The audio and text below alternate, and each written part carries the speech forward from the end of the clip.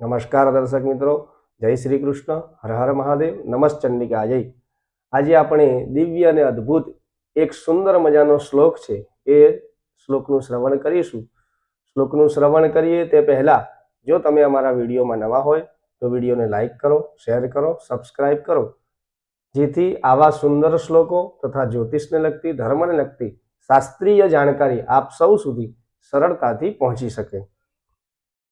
काकः कृष्णः पिकः कृष्णः को भेदः पिककाकयोः वसन्ते समये प्राप्ते काकः काकः पिकः पिकः।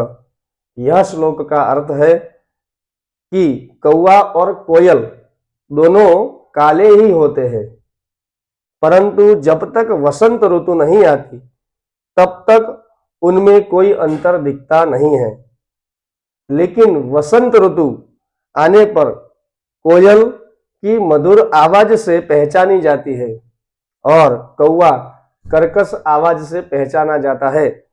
यह श्लोक दर्शाता है कि लोगों की वास्तविकता, मनुष्यों की वास्तविकता, गुण और स्वभाव समय आने पर ही प्रकट होते हैं। जय श्री कृष्ण, हर हर महादेव, नमस् चंडिका जय।